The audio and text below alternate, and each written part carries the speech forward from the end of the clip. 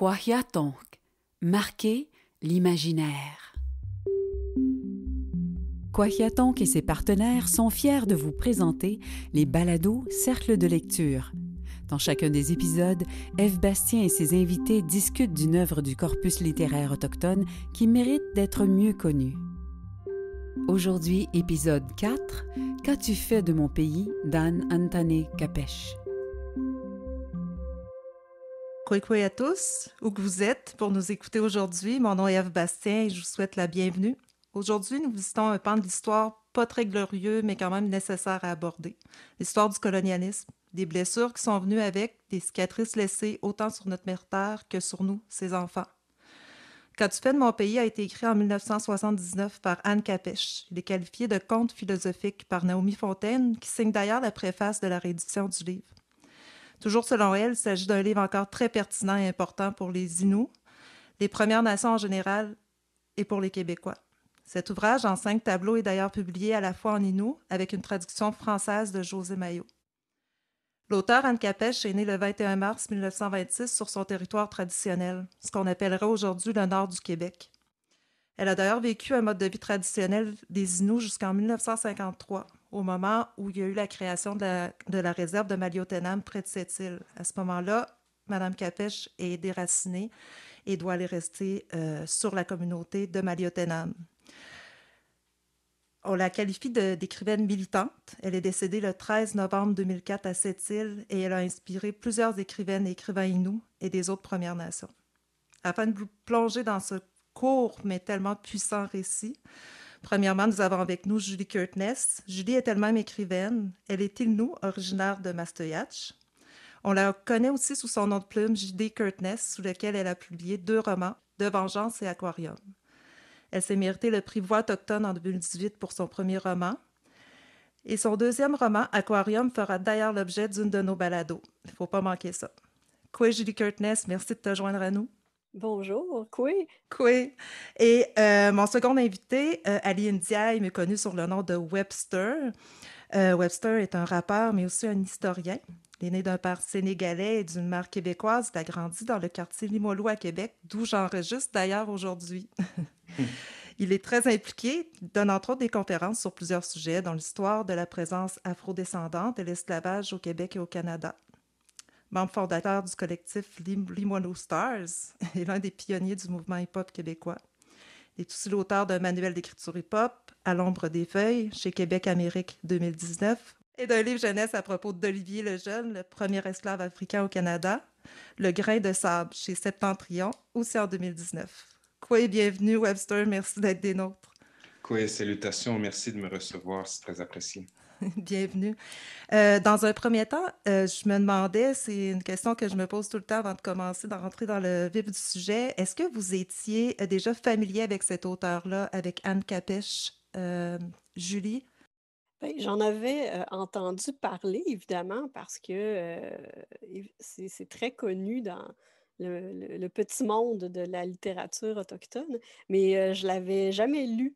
Donc, c'était avec un mélange d'appréhension et sentiment du devoir que j'ai fait ma lecture. Donc, ouais, j'ai hâte d'en parler, en fait. Mais ça m'a donné l'occasion parfaite pour lire Capèche. Voilà. Et toi, Webster, avais-tu des connaissances? Pour ma part, je connaissais l'autrice de nom. Je sais qu'elle a écrit chez une maudite S, mais je ne l'ai jamais lu. Puis en lisant justement Qu'as-tu fait de mon pays, ça m'a donné envie de continuer à poursuivre le parcours puis de lire d'autres de ses écrits. On parle du livre, Naomi Fontaine le qualifie, je disais au début, là, de conte philosophique. Moi, j'ai eu de la misère à vraiment décrire ce livre-là parce que je me dis, oui, il y a le conte, mais en fait, c'est loin d'être une fiction, c'est vraiment une réalité, puis une réalité quand même assez contemporaine, là. Souvent, dans l'imaginaire, là, les gens vont penser que la colonisation, c'est en 1492, puis c'est pas il y a moins de 100 ans. Comment vous le percevez, vous, ce livre-là? Est-ce que pour vous, le fait de conte philosophique ou c'est un mélange d'un peu tout ça, Webster? Moi, je pense effectivement qu'on peut le classer dans la notion de conte philosophique, mais effectivement qui est ancré dans le réel. Donc, ce n'est pas un conte philosophique extraordinaire, mais je pense que Mhm. c'est un conte philosophique historique où est-ce que le jeune homme personnifie tout le parcours des Autochtones en Amérique. Puis, tu sais, je le vois beaucoup comme cette tradition qu'on retrouve entre autres en Afrique, en Asie, Khalil Gibran aussi au Moyen-Orient. Donc, de passer ces enseignements, ces histoires, toutes ces notions, mais à travers le conte, pour moi, je pense que c'est un des véhicules les plus efficaces et un véhicule qui existe depuis des millénaires là, dans nos différentes communautés. Oui, parfaitement. Julie? Oui, ben, j'abonde dans le même sens, en fait. C'est, je trouve que c'est habile d'avoir fait une histoire comme ça, d'avoir fait un conte, parce que c'est une lecture qui est très percutante et le conte adoucit très légèrement, si on veut, la, la pilule. Donc, ouais, je trouve que c'est le bon qualificatif, justement, parce que c'est tellement difficile à écrire. Une histoire nous est racontée et c'est souvent une histoire que beaucoup de gens n'ont pas envie d'entendre. Donc, le fait de raconter ça sous forme de Il était une fois d'un conte, je trouve ça très, très habile comme procédé littéraire plutôt que simplement écrire 100 pages à pointer du doigt puis à accuser. Tu sais, je trouve que c'est beaucoup mieux quand on se met dans la peau d'un enfant, c'est l'enfant qui est le protagoniste, et qu'on vit les changements dramatiques à travers ses yeux, puis à travers un peu sa naïveté. Tu sais, il est très, très intelligent, mais en même temps, il fait beaucoup trop confiance. En tout cas, je ne rentrerai pas dans le propos tout de suite, là, mais je trouve que Conte philosophique, ça décrit très bien ce qui se passe dans le livre. Ouais.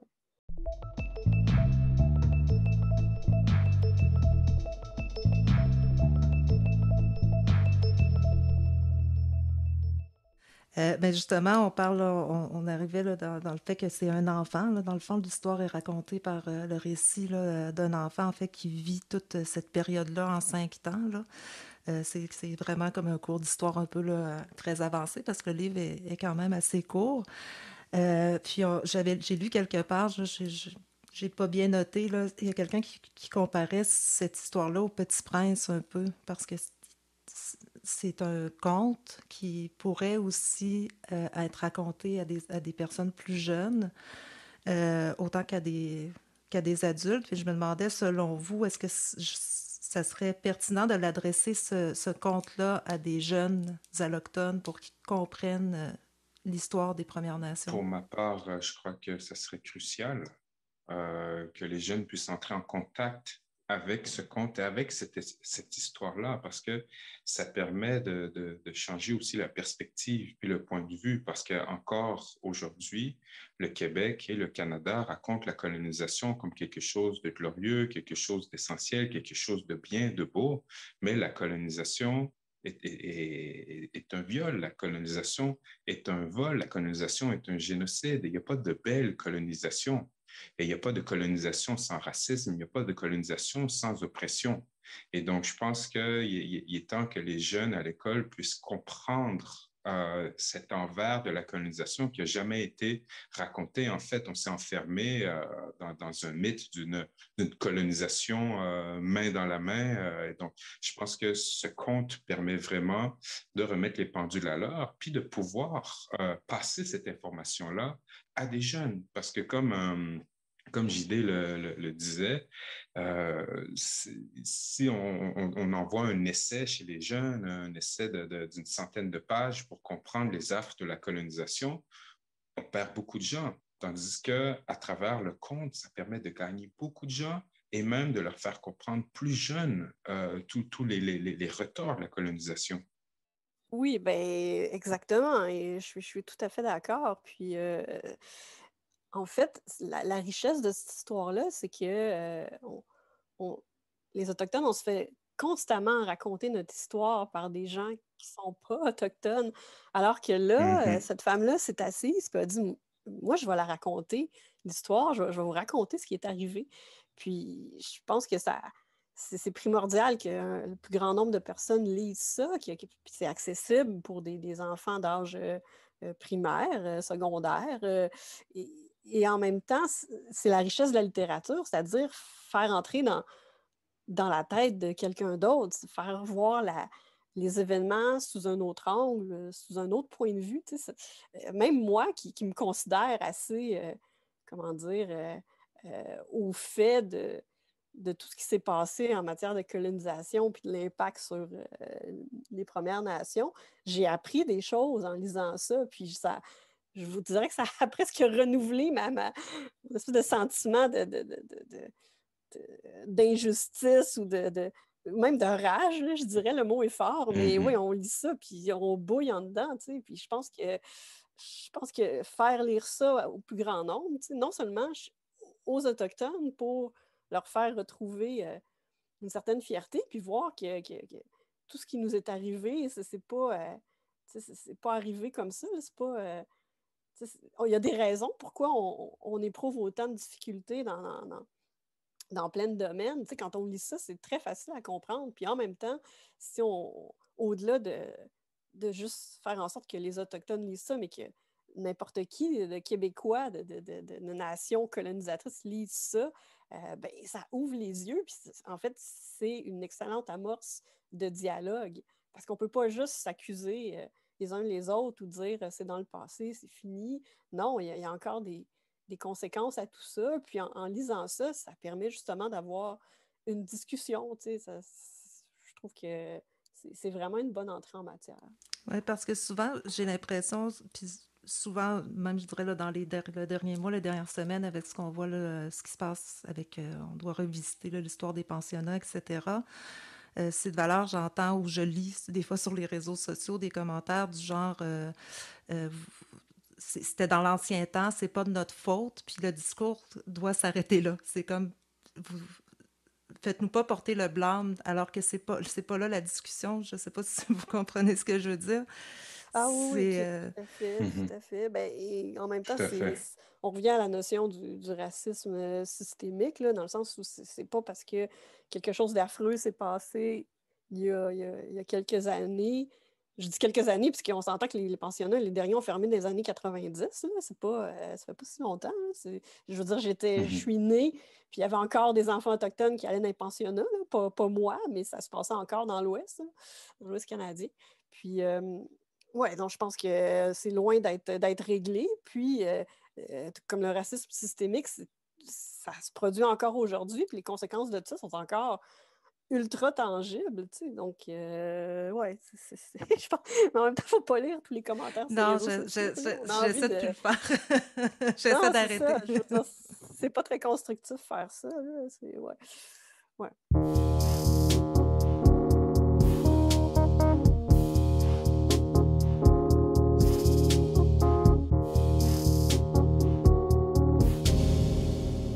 Parce qu'en fait, tu sais, comment dire, on n'est pas responsable du passé, mais on est très certainement responsable de notre présent et du futur qu'on va léguer aux gens.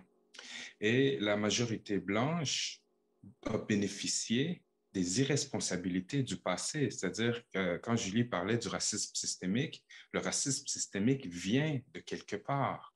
Et ce quelque part-là, qui a de quelques années, quelques siècles façonné ce que nous sommes, a façonné ce dit privilège blanc-là. Et donc, les gens doivent se rendre compte que ces privilèges-là viennent de quelque part. Et même l'autrice le mentionne dans le livre à la fin. C'est ça qu'elle dit. Vous êtes enrichi de quelque part. Vous êtes enrichi sur nos terres. Et donc, ce privilège-là doit être remis en question par la majorité blanche aussi. Donc, c'est facile de dire non, mais ça, c'est dans le passé. Pensons à d'autres choses. Mais si une partie de la population a pris de l'avance sur le chemin des polichinelles, pour reprendre le terme, ben, il faut adresser cette situation-là. Puis on ne peut pas juste dire, OK, on remet le compteur à zéro, puis tout le monde part de où est-ce qu'il est dans le chemin, puis that's it. Hein? Et donc, tout le monde a une responsabilité face à cette histoire, mais encore une fois, face à notre présent et notre futur. Effectivement, et les polichinelles, on parlait tout à l'heure un peu de la naïveté du personnage. Je trouve que j'ai beaucoup aimé ce mot-là qui est utilisé là, pour représenter l'homme blanc, le polichinelle, qui est d'ailleurs une vraie Mhm. traduction du mot Innu, qui voulait dire ça, dans le fond, là. Euh, c'est un clown, dans le fond. Moi, ça me faisait penser au clown ou à la personne que nos parents nous disent, accepte pas des bonbons ou suis pas une personne comme ça qui va t'attirer avec Mhm. justement des bonbons quand tu es un enfant, mais qui finalement est pas une belle personne, mais de pouvoir aussi le ridiculiser comme ça dans le livre, un peu, là, en l'appelant le polichinelle et aussi en analysant ses actions. Je trouve que c'est une belle façon aussi de reprendre son pouvoir sur les blessures qu'il a engendrées. Tout à fait. J'ai adoré l'utilisation de ce terme-là parce que, tu sais, quand on voit le polichinelle, il y a un masque. Tu sais, c'est souvent, t'es comme une marionnette aussi. Puis on sait que la colonisation, ben, c'est à double face. On sait que la colonisation aussi, ben, ce sont des gens qui ont été très souvent menés par la part du gain, par la part du pouvoir. Donc, un peu comme des marionnettes de ces désirs débridés-là. Parce que c'est ça l'exploitation du territoire et des gens, c'est un désir d'enrichissement et de pouvoir débridé qui ont mené à ce que nous sommes aujourd'hui. Est-ce qu'on est revenu un peu sur, Julie, sur le polichinelle, en fait, là, et sur le fait que le personnage a été naïf, de suivre ce clown-là, ce polichinelle, mais aussi, je résume rapidement, là, sur le fait que, par exemple, que d'utiliser ce mot-là, cette caricature-là, et d'aller un peu ridiculiser là, ce colonisateur-là, ça pouvait être quand même vu comme une reprise de pouvoir, d'un certain pouvoir, en disant, regarde, finalement, c'est ça, c'était juste Webster disait un clown, un homme masqué qui est un peu fanfaron, puis que ses besoins sont totalement éclatés. Puis... Une, ma- une marionnette qui est guidée par ses instincts de son appétit destructeur pour le gain puis le pouvoir. Ouais, ben, moi, ce que je lisais, en fait, je pense que j'ai lu c'était le commentaire de la traductrice. Puis ce qu'elle disait, c'est que littéralement, dans le texte, c'était écrit les drôles, tu sais, les comiques. Puis qu'elle, elle avait traduit ça par Polichinelle, un peu en référence à la Commedia dell'arte, tu sais, c'est des personnages grotesques, finalement, hein, risibles, tu sais.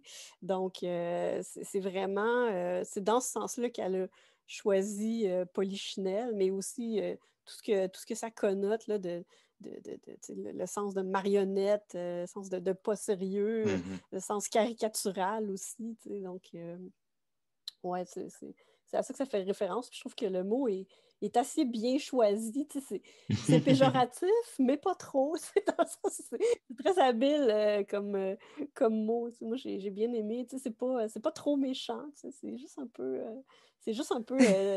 j'allais dire baveux. Là. C'est juste assez. C'est vrai que les Blancs ont. En fait, comment dire, les Occidentaux on est comme ça, je m'inclus là-dedans aussi, là, on est pressé, on a notre horaire. Fait que, pour quelqu'un qui vit au rythme de la nature, voir ces gens-là débarquer, puis qui arrachent tout, puis qui sont Ouais. pressés, c'est comme, mon Dieu, mais tu fais quoi? Ouais, j'ai trouvé que c'était bon, Polichinelle. Ou même qui devaient être drôlement habillés, là, quand même, quand ils sont débarqués.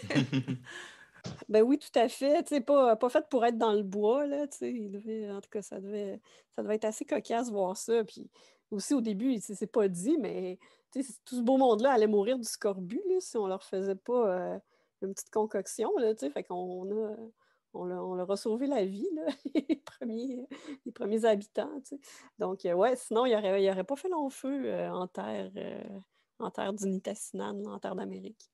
Voilà. On voit justement là, une volonté là, à la fin du livre là, de reprise en charge. Même moi, je trouve là, quand justement l'enfant se choque carrément, hein, il demande à retourner, justement le polichinelle qui lui répond ben tu peux retourner chez vous quand tu veux, mais il, il n'a plus de chez lui, il n'a plus de racines, il est complètement déraciné. Puis ça aussi encore, je trouve que c'est quelque chose qui se traduit encore bien aujourd'hui, qu'on va entendre, pas seulement pour les Premières Nations, je pense pour tous les peuples qui ont vécu du colonialisme, de se faire dire, ben c'est fait, tu sais, les colons sont plus là, puis maintenant, ben faites ce que vous voulez.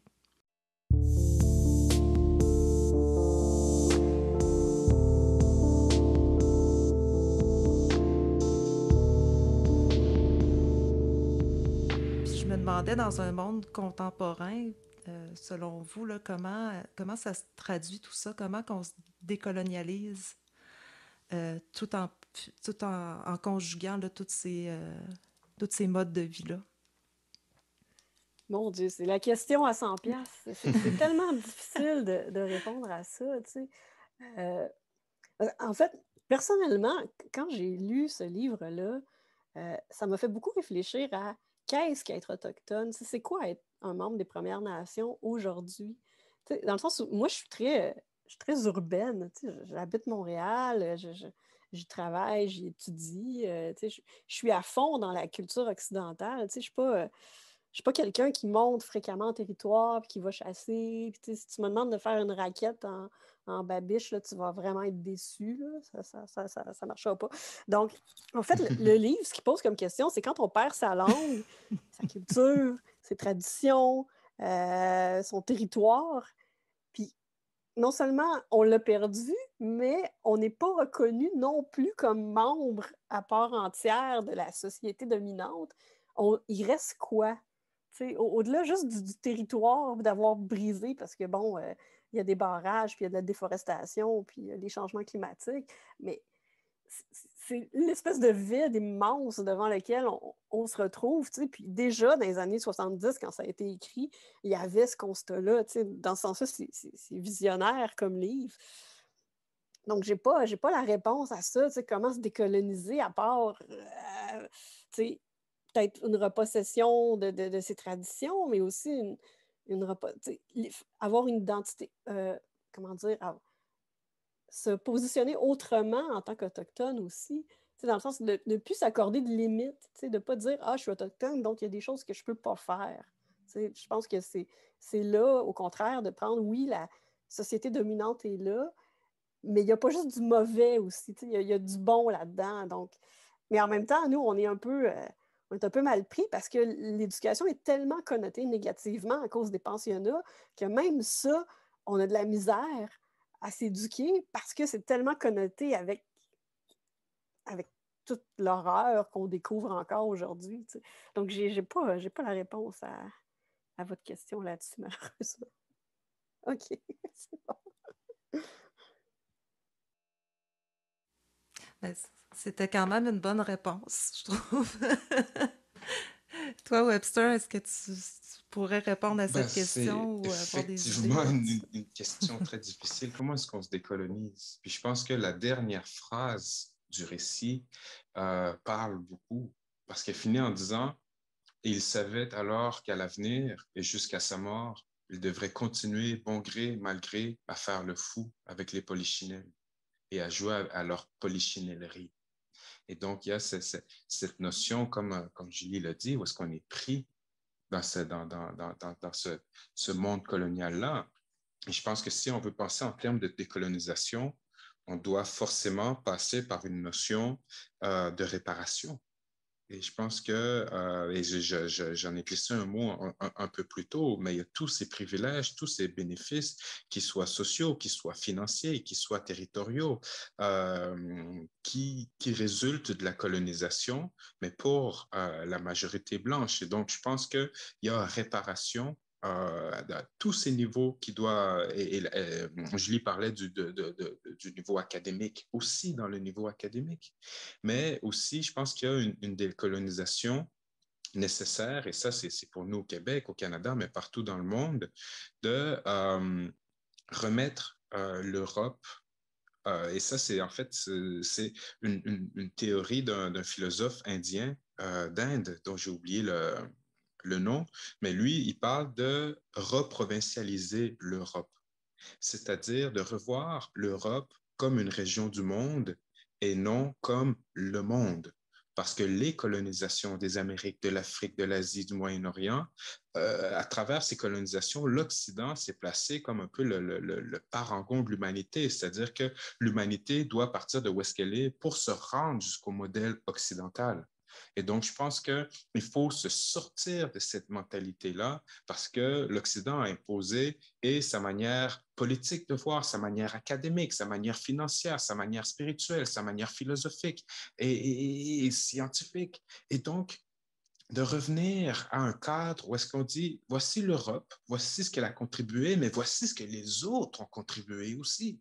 Et donc, de sortir de ce schème de réflexion occidentale où l'Occident est le standard. En fait, le chemin du polichinelle, c'est ça.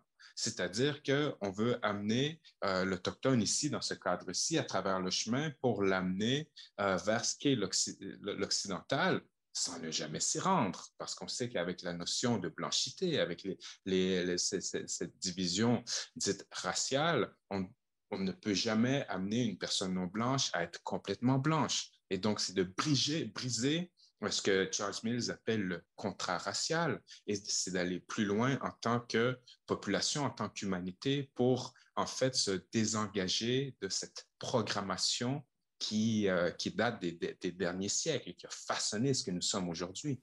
Oui. Et pour ça, c'est vrai que ça passe grandement par l'éducation. On peut pas passer à côté. Justement, là, les livres d'histoire ont été un peu corrigés, mais il reste encore beaucoup de chemin à faire parce qu'on parle, tu parlais, Webster, de privilèges, justement, qui émanaient, dans le fond, des Premières Nations, alors que souvent, les Allochtones vont dire que c'est les Premières Nations qui sont privilégiées et qu'on devrait arrêter d'en demander, alors qu'on a été dépossédés. Puis là, dans ce temps-là, des fois, je me dis, oh, on est loin, justement, de se comprendre, de bien se comprendre. Oui, et si je peux rebondir là-dessus, pour moi, la phrase, du moins l'une des phrases que j'ai trouvées les plus importantes dans le livre, c'est quand il parle du polichinelle politique qui se bouche les oreilles jusqu'à la fin du monde pour ne pas entendre cette véritable histoire et pour pas que cette histoire soit perpétuée. Et je reviens sur Charles Mills parce qu'il a écrit Le contrat racial que je suis en train de traduire en ce moment, donc ça occupe beaucoup mon esprit. Et Mills parle d'une épistémologie de l'ignorance, c'est-à-dire l'inhabilité de la majorité blanche à comprendre le monde qu'elle a elle-même créé, parce qu'elle a créé même les schèmes d'analyse. Et donc, étant dans ce monde-là, elle ne comprend pas la réalité. Donc, on se projette une réalité mythique, entre guillemets, où tout est égal. Et l'histoire dont on parle depuis tantôt, comme si elle avait aucun impact, comme si elle n'avait pas contribué à ces privilèges-là. Et donc, il y a cette épistémologie de l'ignorance où est-ce on a construit finalement une ignorance, un aveuglement de ce qui se passe. Et c'est pour ça que, pour revenir à ce que tu disais, quand la majorité dit, bon, ben, les Autochtones, vous en avez eu assez, c'est vous qui êtes privilégiés, on est exactement dans ce contexte-là. Donc, on a oublié l'histoire, on a oublié tous les agissements du passé qui ont mené à aujourd'hui. Oui, puis mais en même temps, comment je pourrais dire ça? C'est très difficile de défaire, j'allais dire, ces paradigmes. Tu sais, quand c'est tellement intégré dans ta façon de penser, même chez les opprimés, là, ils intègrent eux aussi le discours dominant. Donc, c'est vraiment difficile de, d'aller au-delà de ça, puis de sortir de ces schémas de pensée-là, tu sais. Puis ça c'est, je dirais que réfléchir aujourd'hui, j'allais dire c'est un luxe, mais il faudrait que ça soit, c'est sûr que c'est essentiel, mais ça demeure un luxe, tu sais. Il y a beaucoup de gens des Premières Nations, des survivants carrément, des pensionnats ou de vie très difficiles qui sont en mode survie. Tu sais. Puis quand tu es en mode survie, tu n'as pas l'énergie, tu n'as pas le recul pour aller dans ces réflexions-là. Tu sais. Donc, c'est vraiment un travail qui va se faire sur plusieurs générations, l'espèce de de décolonisation de l'esprit. Puis je pense que ça commence par un dialogue puis une reconnaissance des souffrances. C'est déjà là qu'on reconnaisse qu'il y a eu des torts. C'est un début. Déjà, au moins, que la douleur soit validée, qu'on fait juste pas tasser de la main le discours comme quoi ça a été terrible puis qu'on souffre encore. Je pense que c'est un début de guérison. Puis après ça, comment décoloniser l'esprit, puis comment, en fait, comment carrément sortir de l'espèce de système pas possible qu'on tient pour acquis là, de capitalisme, puis de financier, puis tout ça, c'est vraiment un gros contrat, mais le livre il est tout à fait pertinent. C'est clairement ça, là, quand on parlait du chemin, c'est vraiment ça. On met l'enfant dans le chemin, puis il faut qu'il reste dans le chemin, puis dès qu'il se retourne, il y a quelqu'un qui le surveille, puis non, on reste dans le chemin. C'est vraiment habile dans ce sens-là. Puis, ouais, fait que c'était quoi la question encore? mais c'est vraiment un livre riche. Là, il y a vraiment beaucoup, beaucoup de choses que ça soulève chez nous. C'est encore tellement pertinent. Il y a un passage où il va à l'hôpital, puis il n'est pas soigné, il passe en dernier, mais en fait, il se tanne avant de passer parce que tout le monde passe avant lui. Puis, je veux dire, j'en reviens pas. On pense à ce qui s'est passé à l'hôpital de Joliette avec Joyce et Echaquan. C'est encore ça aujourd'hui. Puis j'en revenais pas de lire ça dans ce livre-là. OK, c'est pas nouveau. Il y a un problème depuis des décennies, en fait, là, de discrimination. Ouais. Tout à fait. Puis je pense que tu l'as très, très bien dit, c'est que ce livre-là permet justement ces étapes-là, de reconnaître ces douleurs, de reconnaître cette histoire. Et c'est justement le fait de ce conte, le format conte, permet vraiment d'aller plus large, de ratisser plus large, et ainsi peut-être, espérons-le, pouvoir amener une prise de conscience chez plus de gens, autant chez la majorité blanche que chez les personnes racisées et autochtones par rapport à cette histoire et ces disparités. Oui, tout à fait. Bref, les gens à la maison, lisez ça. Ça s'intitule Petit de mon pays. C'est fantastique. Ouais.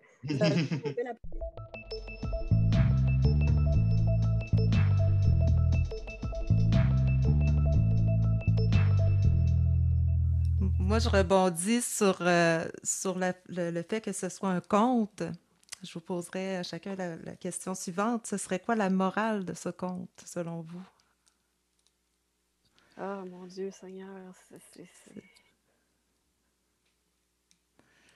Si vous le lisez à un enfant et dites, alors la morale de cette histoire, quelle est-elle? La morale de cette histoire, c'est que quand tu vois un polichinelle, sauve-toi. Je sais pas. Je sais pas. Est-ce qu'il y a c'est parce que je trouve que c'est ça qui est difficile avec le livre, c'est qu'il n'y a pas de...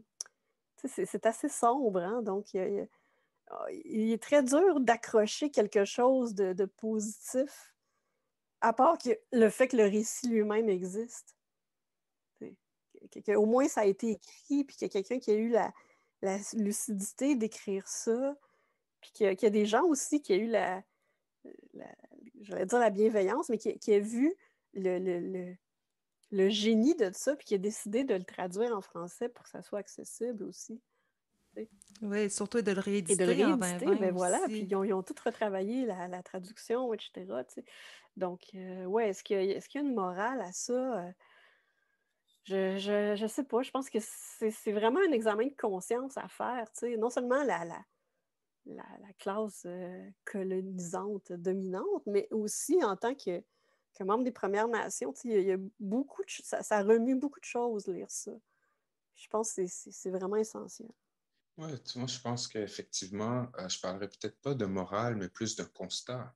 Et le constat est le génocide colonial, le génocide culturel, le génocide humain, personnel aussi de l'humanité, des personnes, et l'aveuglement face à ce génocide-là.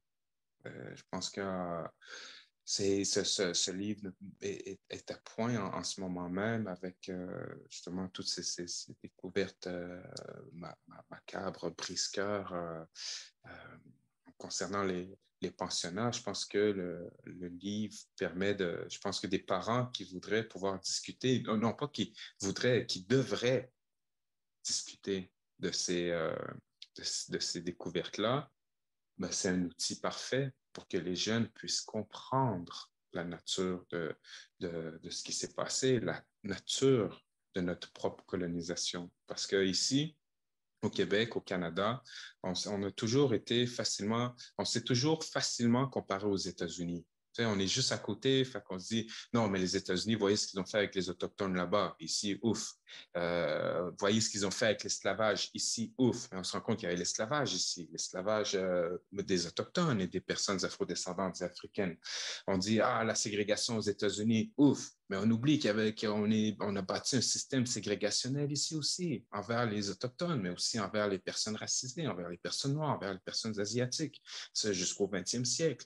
Et donc, la proximité des États-Unis a toujours fait qu'on s'est senti, on s'est senti bien par rapport à notre Ouais, comme propre si on était histoire. plus vertueux qu'eux, mais c'est pas vrai. Ouais, ouais. Exactement. Donc, on l'a complètement oublié. Et en plus, au Québec, ben, on a toute la notion anglophone, francophone, linguistique, qui fait que le Québec francophone est capable de reconnaître la colonisation britannique et les actes de la colonisation britannique, mais ne reconnaît pas sa propre colonisation. Tu sais? Et donc, je pense que ce livre-là permet d'ouvrir ces discussions-là. Oui. Ben, je suis très contente que vous l'ayez apprécié. Julie, que tu nous as fait une belle pub comme ça. Euh, on parle de choses là, un peu moins roses depuis tout à l'heure et moi j'aimerais terminer sur une note un peu plus légère et vous poser la dernière question. Est-ce que vous avez fait comme moi et avez tenté aussi de le lire en inou en même temps? Ah mon Dieu! Ben, des fois quand il y a des mots que je cherchais, tu sais, je voyais, je sais pas, je voyais polichinelle justement, puis là j'essayais de voir c'est quoi le mot original. Tu sais, il y a des mots comme ça que j'essayais de trouver, mais non, je maîtrise pas du tout l'inou, là, donc je me dis c'est vraiment, en fait, c'est une langue très, tu sais, c'est une langue vivante, hein, l'inou, c'est une langue qui se parle en territoire beaucoup, donc quand, quand notre univers, c'est la ville, c'est très difficile de se mettre dans l'état d'esprit pour apprendre l'inou. Tu sais. Donc, je vous dirais que moi, c'est une des...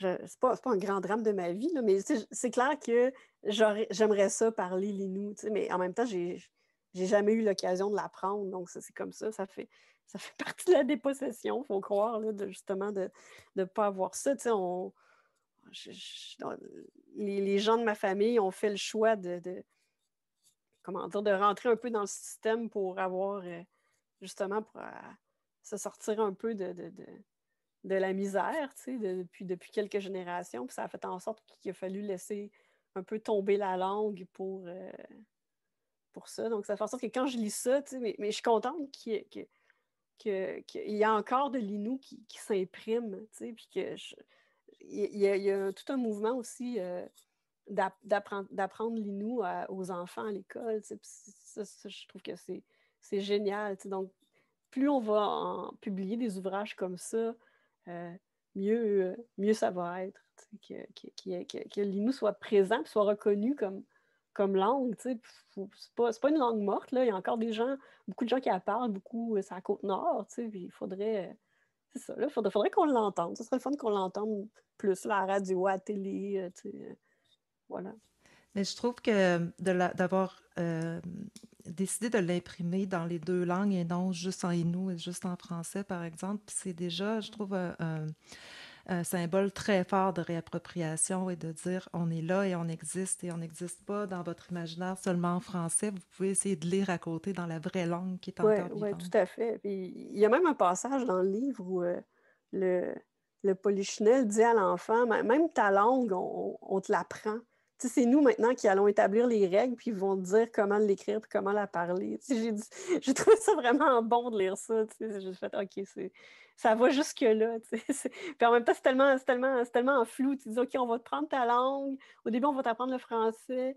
Non, attends. Il dit, au début, on va apprendre ta langue pour ensuite t'enseigner la religion. Puis une fois que tu t'enseignes la religion, là, on va t'enlever ta langue, puis on va t'enseigner le français. En tout cas, c'est vraiment le bordel, là, Oui.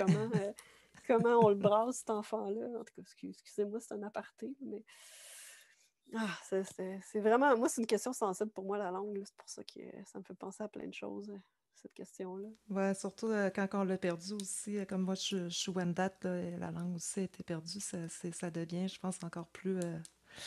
c'est une blessure qui est encore plus vive là, Surtout pour comme nous. pour les gens qui écrivent aussi. Là, moi, j'écris le français, c'est ma langue. J'adore le français, mais j'aimerais ça, connaître l'Innu, au moins, plus que quelques mots. Mais en même temps, c'est le projet d'une vie, apprendre l'Innu. Faudrait vraiment que j'y mette beaucoup d'énergie, puis plusieurs années, puis probablement que je déménage de Montréal pour l'apprendre pour vrai. Ouais. Ben, moi, je me situe un peu de la même manière, c'est-à-dire que je ne parle pas Wolof, qui est la langue de mon père. Et pour moi, c'est quelque chose qui... Je sens un trou culturel en moi de ne pas parler Wolof, de parler seulement quelques mots. J'essaie d'apprendre, mais il faudrait que je mette plus de temps. Il faudrait que je parte là-bas aussi pour pouvoir mieux comprendre, mieux parler, etc. Donc, je comprends exactement ce que vous dites, sauf que, bon, c'est sûr que le contexte est différent. Moi, c'est surtout dû à l'immigration plus qu'à la colonisation. Toutefois, pour faire un parallèle historique, quand les Français ont colonisé l'Afrique de l'Ouest, le Sénégal, c'est un peu la même dynamique où à l'école, les enfants n'avaient pas le droit de parler Wolof. Mon père a fait l'école coloniale, il n'avait pas le droit de parler Wolof, il devait parler français. Et il y avait une espèce ils appelaient ça le symbole. Et quand quelqu'un était pris à parler Wolof, ben, il lui donnait le symbole. Et au retour de la récré, ben, on battait celui qui avait le symbole. Et donc, on encourageait la déwolofisation, mais aussi on encourageait la délation chez les jeunes. Et mon père me dit toujours que c'était assez particulier parce que le matin, c'est comme s'il partait du Sénégal, il passait la journée en France, puis il revenait au Sénégal. À cause justement de la manière dont l'école était gérée, parce que ce qu'ils apprenaient, c'était l'histoire française et toute l'apprentissage académique français et la dépossession, en fait, des éléments et culturels et historiques sénégalais. Est-ce qu'il y a des initiatives un peu là, comme on voit ici au Québec, au Canada, un peu partout, là, de revitalisation de cette langue-là? Est-ce qu'elle s'est beaucoup perdue avec... Non, heureusement, le Wolof et d'autres langues au Sénégal sont encore très présents. Et donc, les gens le parlent dans la rue, il y a des stations de radio, la télé. Donc, le Wolof est très, très présent. Puis, heureusement, puis il y a des livres qui sont publiés en Wolof aussi. J'en ai d'ailleurs acheté pour quand je serai rendu plus loin dans mon apprentissage. Mais pour faire le lien avec ta question initiale, quand j'ai lu la partie, je dis j'ai lu, quand j'ai survolé la partie Innu? en Innu, oui, Pas de excusez-moi, problème. merci, ça m'a rappelé justement cet élément Wolof, ces livres que j'avais en Wolof. Donc, j'ai pas lu la partie Innu, j'ai survolé pour voir, mais en même temps, le récit est tellement captivant et passionnant que c'est juste de sauter de page en page, à page, à page, à page pour voir où est-ce que ça allait mener tout ça. Ouais, moi, je crois que je l'ai lu. Ben, je l'ai lu d'un trait, là, dans mon bain. Je voulais plus sortir du bain, je voulais juste continuer, comme tu dis, une autre page, une autre page, une autre page. Après, j'ai refait une relecture plus concentrée, Plus plus sèche. sèche, ouais, plus sèche, effectivement, moins ratatinée. Et là, c'est à ce moment-là que des fois, je cherchais à reconnaître un peu, comme Julie disait, là, certains mots Innu, là, et de m'amuser là, dans le confort de ma solitude à essayer de prononcer aussi les mots. À quelque part, en voyant que c'était écrit en Innu, pour moi, je trouvais ça rassurant parce que c'est une réappropriation aussi, comme tu l'as très bien expliqué, c'est une réappropriation de la langue aussi. Et je trouvais ça important que les gens puissent le lire en Innu. Et je pense que comme tu l'as dit, Julie, les langues autochtones devraient être plus présentes dans nos différentes communautés. Et puis, je parlais avec un élu, je ne sais pas s'il aurait envie que je le nomme, mais bref, lui, ce qu'il disait, c'est que, et je trouvais ça très intéressant, c'est que toutes les écoles au Canada devraient avoir des cours de langue autochtone des nations autochtones sur les territoires qui leur appartiennent. C'est-à-dire que partout, les jeunes devraient être en contact avec la langue et apprendre la langue autochtone des nations avoisinantes. Et comme ça pourrait permettre une plus grande cohésion puis une meilleure compréhension aussi. Puis il m'a dit ça il y a quelques années, puis ça m'a marqué. Puis je trouvais que ça serait tellement une initiative importante à Oui, mettre oui, en ben, je place. suis tout à fait d'accord. Puis, c'est pas obligé que les enfants le parlent couramment, là. Tu sais, ne serait-ce qu'avoir des mots, avoir un début, tu sais, ne serait-ce comment dire, comme ils disent en anglais, acknowledge, là, tu sais, euh, comme, Mhm. fa- oui, Une reconnaissance que reconnaissance. cette langue-là est parlée, ces langues-là existent. Tu sais, c'est pas des langues mortes, là, c'est des langues que des gens, beaucoup de gens encore, des milliers de personnes parlent, puis c'est des langues millénaires, là, tu sais. Donc c'est très, très riche, Mhm. puis plus on parle de langue, ça enrichit aussi toute notre manière de concevoir et de comprendre le monde, tu sais. Donc, si on pouvait avoir justement plus d'enfants qui apprennent des notions d'Innu, d'Anishinaabe ou d'Inuktitut, tu sais, ça serait, je ne les nommerai pas toutes, là, mais ça serait vraiment, vraiment génial. Tu sais, c'est une très, très bonne idée. Tu sais. Ouais, ouais. Mhm. Non, tout à fait. Tu sais, souvent, on parle des deux solitudes, qui est une expression qui est extrêmement eurocentrée, parce qu'on parle de francophone, anglophone, et c'est colonial aussi, mais je veux dire, je trouve qu'il y a peu de contacts. On pourrait parler des trois solitudes très facilement, si c'est pas plus, parce que même dans le roman de McLellan, en 45, qui était Les deux solitudes, il y avait un noir avec les Mhm. deux autres. Il y avait un francophone, un anglophone, puis un noir, mais le noir a passé par la trappe, tu sais. Puis d'ailleurs, il n'y avait même pas de nom, on l'appelait le nègre, tu sais. Et, et donc, ces multiples solitudes-là, qui finalement, on a essayé de patcher dans une espèce de concept un peu mythique du multiculturalisme, finalement, il y a de quoi de plus loin à creuser puis mettre de l'avant pour des véritables réconciliations, des véritables euh, avancées ensemble, tu sais.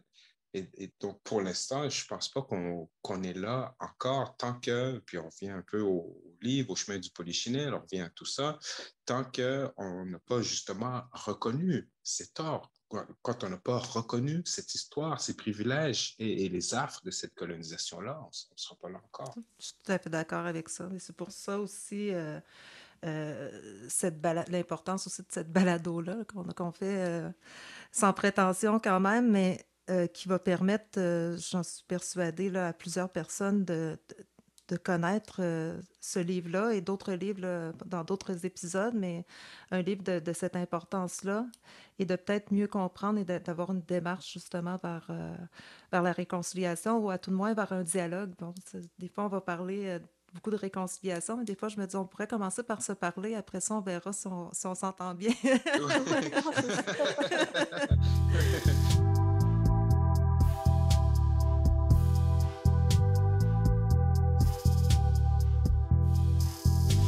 Donc, je vous remercie beaucoup pour votre temps, Webster et Julie Curtness.